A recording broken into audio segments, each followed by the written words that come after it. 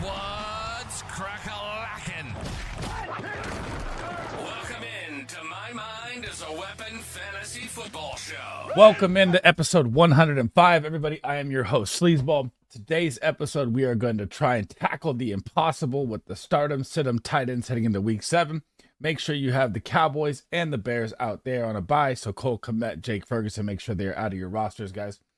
Before we dive into it here, make sure you smash that like, make sure you hit that subscription button, turn that bell on. It helps me out a ton, guys. I will be live tonight at 5 p.m. Eastern for 2 hours before the game, going over start, sits, trade advice, any questions you guys have. I will also be doing a couple splashes here on Drafters Fantasy Sports, and then I'll look into some DFS lineups as well, guys. And if you can't make the live show, as always, drop any comments you want down below. I try to answer every single one of them. That is one of my goals as a content creator, is to also get you your weekly matchup win and get you that ultimate goal of a championship, guys. And if you want to check out all my rankings, they're all done for the week. This is my last start of sit-em, so I have everything out to you guys by Thursday. That is also one of my goals. And let's get it popping, guys. Let's dive into these impossible tight ends and see if we can get it done here. So, guys, if you're new to the channel here, this is my tight end board heading into stardom sit-ems for week 7 here. The top black box is always the away team. The bottom team is the home team.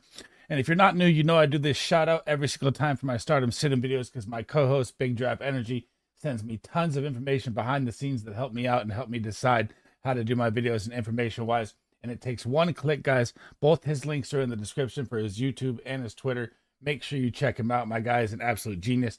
He will also be live at 7 p.m. Eastern tonight. I will be on his show as well. So this is information for you. If you're a gambler, always gamble responsible. But this is information for PPR, DFS, pick'em, stuff like that. So this right here, first off, is the most advantageous matchups for tight end receptions heading into week 7. So as you see, George Kittle at the top because the Chiefs rank last versus the tight end position altogether. Absolute smash play. Trey McBride, Marvin Harrison in concussion protocol. Looks like he may play. Nice play there as well. So these are the pictures you want to screenshot. Get your phone out, take a picture, rewind it, pause it, whatever you want to do here. These are the great information that I use here, guys. Also, it's coming up next here is most advantageous matchups for the tight ends for receiving yards. As you see at the top, George Kittle again, because the Chiefs are very, very bad. Cade Otton, why he's going to be one of my smash plays this week. So another good play there as well. But this is just amazing information that you don't find other places. His Twitter right there, Big Draft Energy, Big Drafters headquarters. Do me a favor, go smash my guy, part of the fam, part of the team. Go smash him a follow on his Twitter, and you can check out his YouTube as well. He will be live again tonight, guys. Now, diving into this Thursday night football game here, Saints-Broncos. Man, this is going to be ugly. The injuries are massive.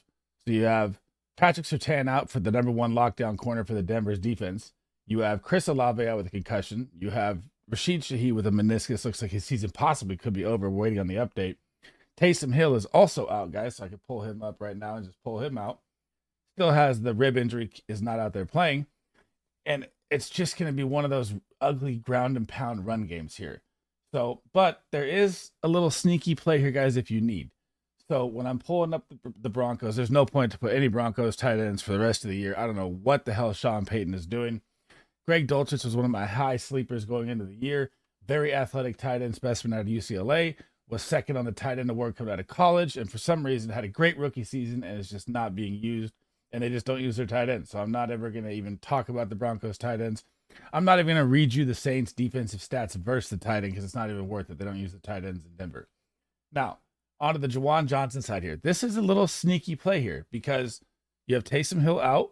You have Olave out. You have Shaheed out. You have him as probably the main focal point with Bub Memes as the guy that's going to get targets here. So Juwan Johnson, if you need a dart throw tight end play, I am not against it in any single way in this game because there's no one else out there. So if you need a dart throw, again, this is not a smash start, not a sit-em. It's just a dart throw play. That's why he's in yellow. So if you need it, I'm not against it here. But Denver Broncos, this is their weak spot of their defense too. They're number 1 versus the pass, versus the wide receiver. They are number 21 versus the tight end, giving up 11.8 points a game. They're number 2 in the red zone though. So they're number 14 in the red zone as well. So there is some touchdown upside there as well. Sorry, I read that wrong. They give you 2 points a game. So again, not one of my favorite plays, but if you need a play, could be a nice tight end play tonight. The all systems green juggernaut tight end battle, the revenge game for the 49ers in the Super Bowl with the freaking Chiefs that keep beating us every time, man. Travis Kelce and George Kittle. Let's be real, guys. If you own them on your fantasy football team, you are starting them. But let's look at the numbers here. So on the Kelce side, the 49ers versus the tight end ranked 14th, 9.5 points a game. They ranked 23rd in the red zone, so there's a very high touchdown upside versus the 49ers as well. I mean, I was even at the game where Trey McBride dropped one, and I was like, man, we struggle versus the tight end when we get short, in the red zone.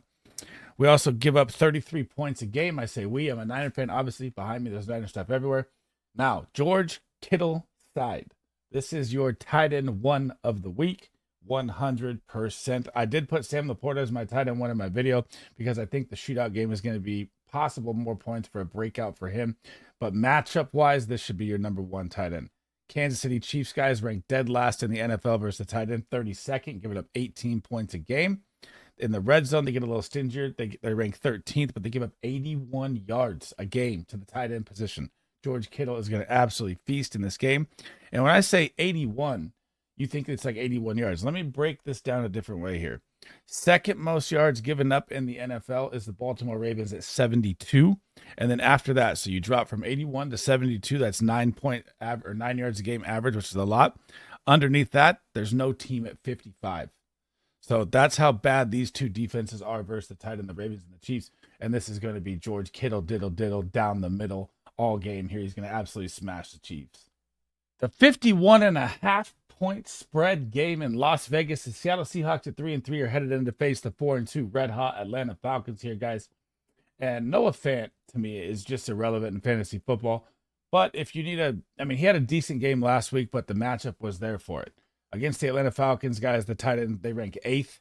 Again, in the red zone, they rank 5th. And on the season, they give up 38 yards. And you have the top two safeties over top of Simmons and Bates, who are absolutely locked down across the middle. Noah Fant is going to be a tough play this week for me. And A.J. Barner, the rookie's been coming on a little bit here. So something to watch for as well here down the stretch. Now, on the Falcons side, it's like I'm the only Kyle Pitts believer, man. The past 2 weeks, I had him as a smash start. He's going to be a smash start again here. This game has Kyle Pitts written all over it statistically. The Seattle Seahawks defense versus the tight end, guys, ranks 27th. They give up 13.2 points per game. If I can get 8 points out of my tight end, that's what I want with how bad this season has been. They rank 28th in the red zone, so there's a very high upside for a touchdown with Kyle Pitts here as well. And they give up 57 yards. So think about that as one. This is a smash Kyle Pitts game right here again, and people are like, Kyle Pitts isn't worth rostering. He isn't that. It's coming around with Kirk Cousins. The offense is starting to click here, and the Falcons look damn good, man. I think Kyle Pitts is going to be I have him, I believe, on my tight end 5 in my rankings. So he's in the baller tier. The all systems green tight end game number 2, which is rare to have 2 tight end games all systems green here. But this is going to be a massive shootout game on Monday Night Football. The 4-2 Baltimore Ravens are headed in to face the 4-2 Tampa Bay Buccaneers, and these defenses cannot stop anything through the air, guys. So this is the first time I've had this in a while because the matchups haven't called for it. So I've been hitting likely as a sit-em, been hitting Mark Andrews as a sit-em throughout the year. This is a game where they are both startable. So you have to look at it like this. Tampa Bay Buccaneers versus the tight end position give up 10.4 points a game. That's 18th in the red zone. They rank 4th. So there's a tougher touchdown upside there in the red zone. They give up 57 yards on the season as well here. Now, when I go look at this as, let me break it down differently. When you're looking at the Tampa Bay defense and how much yards they give up to the wide receivers and how much yards they give up on the ground, it's more of a pass deficient defense across the middle. So even when you're seeing the stats for the tight end be not as low as when I get to the Ravens here, they do give up a ton across the middle to wide receivers also. And the Ravens have just Zay Flowers. You could say Rashad Bateman's coming on a little bit here and there. He's all right.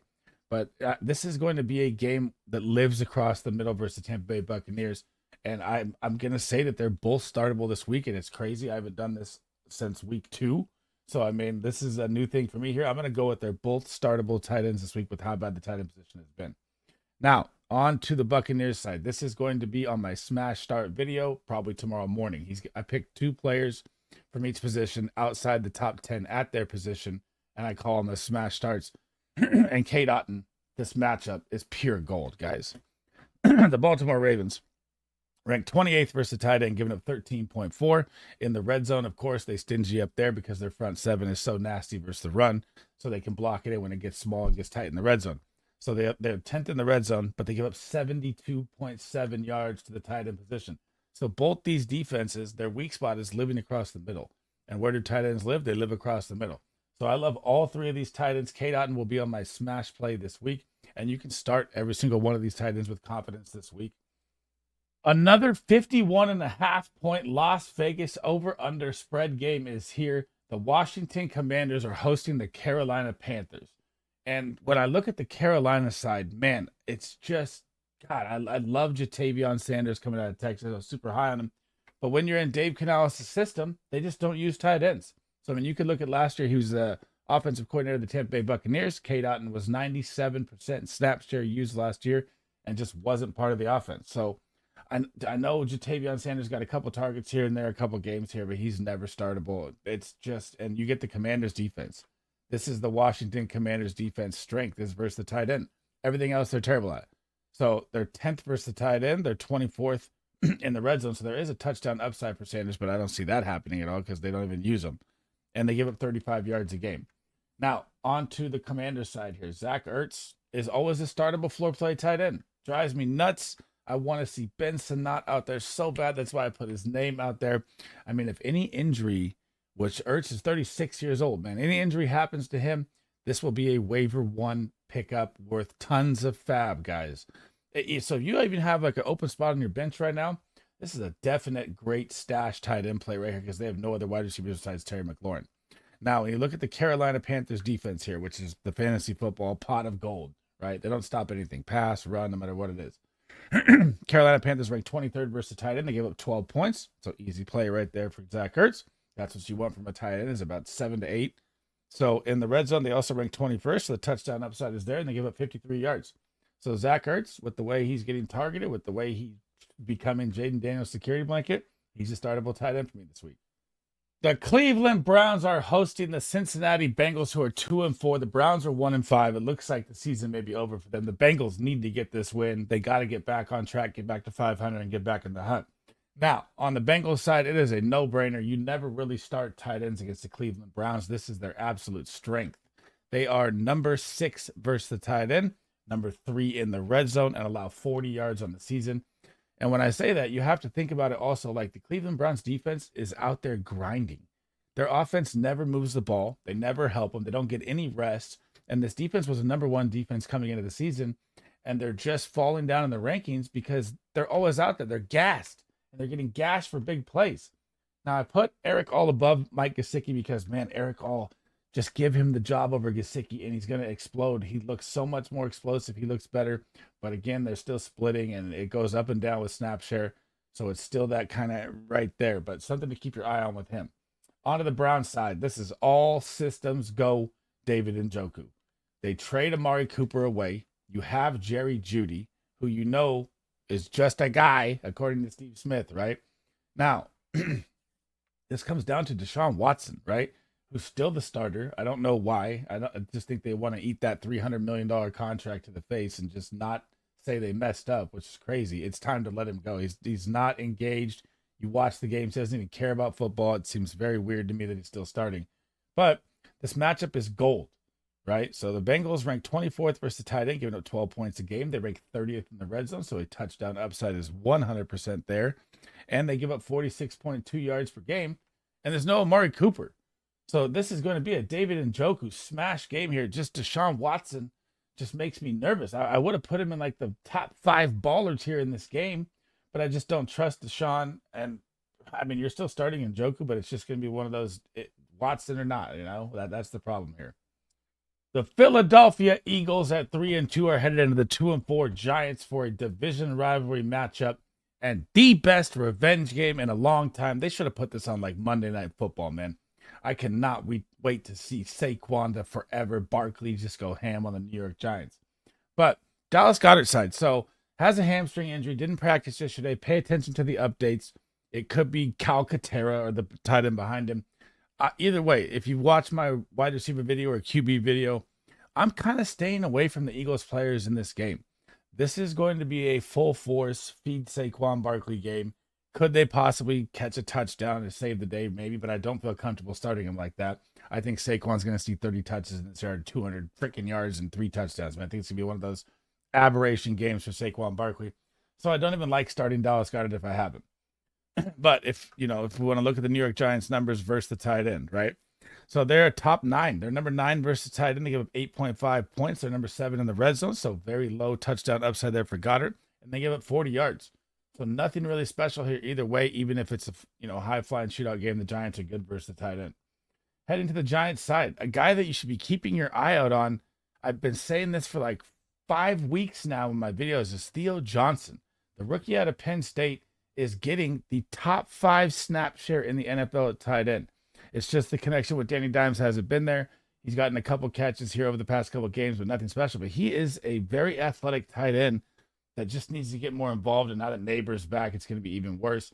So I'm not saying start him. If you need a kind of dart throw play there, you can. But the matchup is terrible. The Philadelphia Eagles are 3rd versus the tight end. They give up 6.5 points a game. They're number 8 in the red zone, and they allow 30 yards. So it's legitimately a top 3 defense versus the tight end. So I could put him on sit him, but let me change it up. I will put him on sit him, but I'm also just leaving it yellow because I want you to pay attention to him because, he's out there so much. Volume is king, and he's a rookie. He's growing. The connection will get better as it goes. Woo! One of the games that I cannot wait to watch. The 4-1 Lions headed in for a division matchup with the 5-0 undefeated Vikings coming off a bye here. And in this game, and I know TJ Hawkinson has practiced a couple games, so we'll get to that in a second. In this game, Sam Laporta should absolutely go bonkers, guys. So not only is it at 50.5 point spread, so they think the points are going to be flying, as do I. The Minnesota Vikings are 26 versus the tight end, giving up 13.1. They're 31st in the red zone versus tight end, so the touchdown upside is galorely, massively for Sam Laporta this week. And they give up 57.3 yards. And before coming off the bye, if you just look back at Minnesota, this is where they struggle. So George Kittle tied in 1 versus Minnesota. Even Tucker Kraft was tied in 1 that week before the bye against Minnesota, the week before that. So they struggle to stop the tight end, especially with chunk plays. And this is what the Detroit Lions offense does with Sam Laporta. They even put him on a wheel route. Double reverse pass, wheel route to Sam Laporta last week that I was trying to see. And I have him as my tight end 1 this week. This is my absolute smash play of Sam Laporta. Now, if I own TJ Hawkinson, right, and he plays this week, say he does, I'm still not starting him on his first game back. The Detroit Lions are 4th versus the tight end. They give up 7.3 points. They're 15th in the red zone, so the touchdown upside could be there, middle of the pack, and they only give up 30 yards to the position. So I do not think TJ Hawkinson, even if you've held him this long, I don't think it's time to put him out there yet. I wouldn't. If you're, desperation play, maybe you can. But again, we don't have the official update. We don't even know if he's back yet. His window was just open and he's practiced twice. That's all I know so far. But still, I'm tempering expectations with him. Just like if you saw my Nick Chubb video for my running backs. I'm not throwing Nick Chubb out there, even though Stefanski said it's going to be a run game because Nick Chubb's a year off his ACL. There's no way I'm doing that. This next game is just that game that puts me in that down mood for fantasy football. And it's not because of the teams here. So the Las Vegas 2-4 Raiders are headed into the Coliseum to face the 1-4 Rams. This is a must-win game for the LA Rams here. They cannot go 1-5 with Cooper Kupp coming back. Oof. So, but let's talk about it here. So the Raiders just trade away Devontae Adams. If you own Brock Bowers and you drafted him, congratulations. You probably have the tight end 1 for the rest of the way. But the problem I have is I'm a little different with it. Yes, the volume will be a lot more. Yes, he's going to be the guy. But does the rookie know how to navigate the waters of being the main guy where defenses are he's the focal point? So that's why I didn't put him as a top 3 tight end this week. I put him as my tight end 5 or 6, I believe, in my rankings. Yes, he's going to eat. Yes, he's must startable every week. It doesn't matter what the matchup is because the volume is king in fantasy football. But I'm just tempering it because I want to see how it looks with, him being the guy. But when you look at the matchup, man, Jesus criminy. Rams are 31st versus the tight end, giving up 15 points a game. They're 27th in the red zone, so Bowers could find the end zone very easy. And they give up 59 yards. all signs point to a smash play here. I'm not saying do not start him. I'm just saying, just like I did Mike Evans in my last video for wide receiver last week, right? I was like, you'll probably start Mike Evans if you own him, but you got to temper your expectations here. So I'm kind of tempering my expectations to see how it goes, even though the matchup is amazing with Brock Bowers versus the tight end. The Rams are coming off a bye, defense getting healthier. Everyone's starting to come back here. Going to be a different kind of look here. On the Rams side, Colby Parkinson, man, I liked him at the beginning. Didn't do anything with the opportunity he had. Now Cooper Kupp is back. Cooper Kupp's going to see 15, 17, 20, 30, 40, 50 targets in this game. I'm not starting Colby Parkinson in this game. But on the Raiders side, this is their strength. They're number 11th versus the tight end, giving up 9 points a game. They're number 12 in the red zone. So about a top 11 defense all around, and they give up 40 yards. So don't really like Colby Parkinson as a start versus the Raiders. And I see this more as a game where the Rams just get ahead and they pound Kyren Williams and Blake Corum anyways. So not touching Colby Parkinson.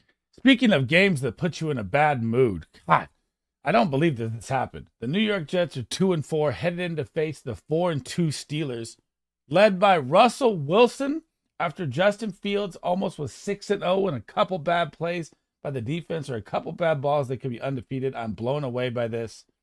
Now, when you get Tyler Conklin here, this is the weak point of the Steelers defense is the tight end. But do I like starting Tyler Conklin when they just acquired Aaron Rodgers' boy, Devontae Adams, that he's had with him in the Packers for 8 years, man? No, I do not like starting Tyler Conklin in this game. But we got to look at the numbers here as well. So the Pittsburgh Steelers are the top 10 defense all around. But when you look at their weak spot is versus the tight end. Like I said at the beginning here. So they rank 25th, giving up 12.5 points to the tight end position. They rank 26th in the red zone. And so there's a touchdown upside for Conklin. They give up 48 yards. But again, now that your option has depleted to the fourth option, so you're going to have both Aaron Rodgers guys and Devontae Adams and Lazard, who've been with him in Green Bay. And now you're going to have Garrett Wilson, who's leading the NFL in targets. Where is Tyler Conklin really going to fit in? He's touchdown dependent on a one or two, 3 target game here. I don't really like Tyler Conklin the rest of the way now. I was kind of okay with him, but with the addition of Devontae, I'm staying away. Now, heading to the Steelers side, Pat Fryermuth's stock just plummeted. Absolutely plummeted. The connection was growing with Justin Fields. It was looking better. We know over the course of Russell Wilson's career, he has never targeted the tight end position. You cannot even comment in the comments right now. One tight end, maybe Jimmy Graham had like a 2-touchdown game when he was coming from the Saints or out of retirement or whatever it was. He's never had a relevant tight end in fantasy football. If he has, drop it in the comments below. I'd love to hear it because I was high on Pat Fryermuth. He's the second option. His target share is very high for a tight end. And now I'm not starting him. And you're playing the Jets. The Jets are number 7 versus the tight end, giving up 7.8 points a game. They're number 1 in the red zone, so they haven't given up a single touchdown to the tight end. So very, very low upside there for Pat Fryermuth. And I just want Justin Fields back, man. And I'm going to call it right now. I've said it in a couple other videos. In this game, Russell Wilson is going to get throttled. You're going to hear the chants from the Pittsburgh Steelers. Fields, Fields, Fields. And Fields will be starting again in week 8. Another all-systems green game here in London, which is very rare for me to have 3 all-systems stardom tight end games in fantasy football with how the tight end position has gone. But you got the New England Patriots headed into the Jacksonville Jaguars, but it's not at the Jacksonville Jaguars. You're in London, but the Jaguars are pretty much, the Sweet Prince team of London, so they're kind of a home team here. But you're going to have Hunter Henry, who has become the security blanket of Drake May, and he has unlocked this offense.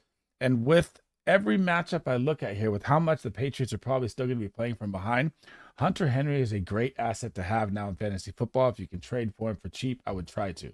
Because, look, he sees about 70 to 80% snaps of the game, which is about top 10 every single time.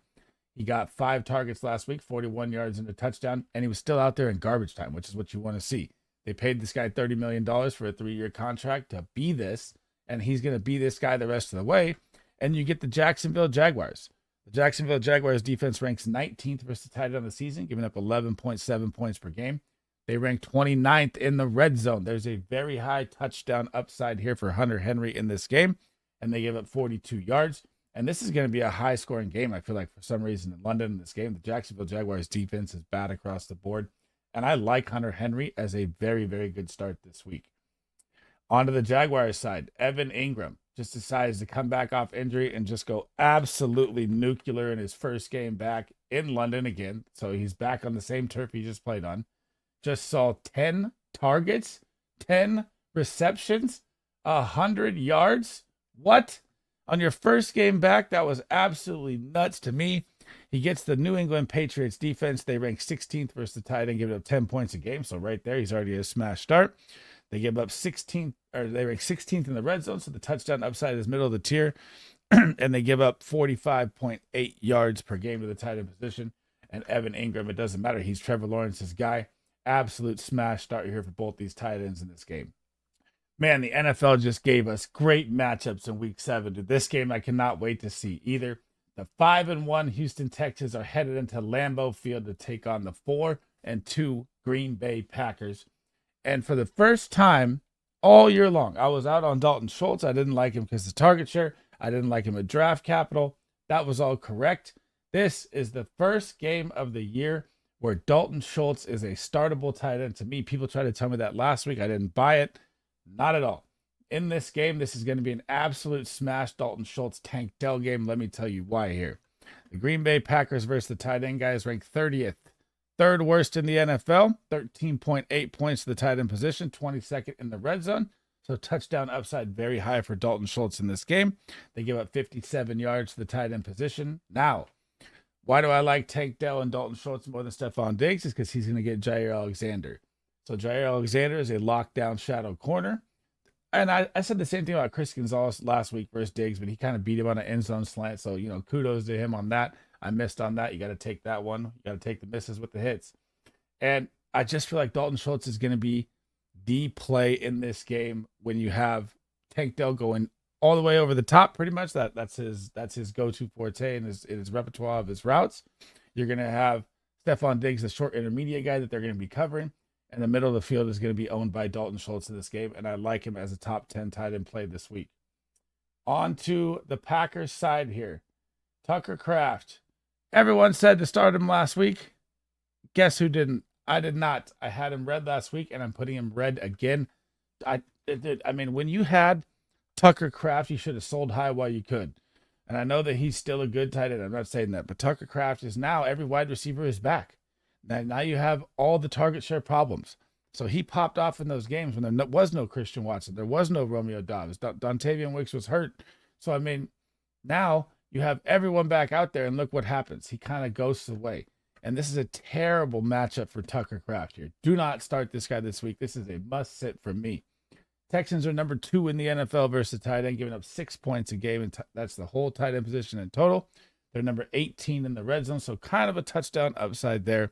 But only 21 yards a game to the tight end position. Where the Texans are weak is not the run and not the tight end. Their front 7 is strong. Where they are weak is deep ball wide receivers and slants and stuff across the middle like that for the other wide receivers. They lock up the tight ends. That's just ridiculous. They've done it all year long. And it's going to be an ugly game for Tucker Kraft here. The 3-2 LA Bolts are headed in to take on the Bird Gang and the Arizona Cardinals on Monday Night Football. And man, this is going to be the Chargers. I don't even know if there's any point to even talk about the Chargers tight ends here. Hayden Hurst, Will Dissly. They should have drafted Brock Bowers. They know that now, but still, to each his own. I like Ladd McConkey a lot as well. But you get the Arizona Cardinals, and the matchup is not bad. They rank 17th versus the tight end. They give up 9.9 points. They rank 19th in the red zone, so there's a touchdown upside there. And they give up 44 yards.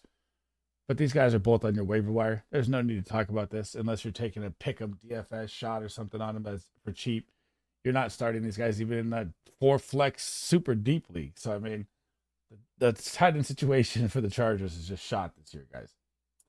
My tight end 1 on the season, Trey McBride, is coming back to form here. Finally had a pop-off game last week where he saw tons of volume. But again, that was with Marvin Harrison out. So the update right now is that Marvin Harrison is practicing today. I don't know if a player has cleared concussion protocol in a week. So definitely this is one of those terrible situations for Marvin Harrison owners, right? I have him in a couple leagues as well. So you're like, do I hold him till Monday night and then he gets benched Monday night and I'm screwed? Or do you just play it safe? I'm going to play it safe in my leagues. I'm not taking that risk. But if Marvin Harrison isn't out there, Trey McBride is going to absolutely eat, guys. He just had a 17-point game, just saw 8 targets, 8 catches, almost 100 yards. and he looked absolutely ridiculous. I don't care if you even get the Chargers defense. This is a very, very good defense. This is a top 3 defense all around. But where's their weak spot? The tight end.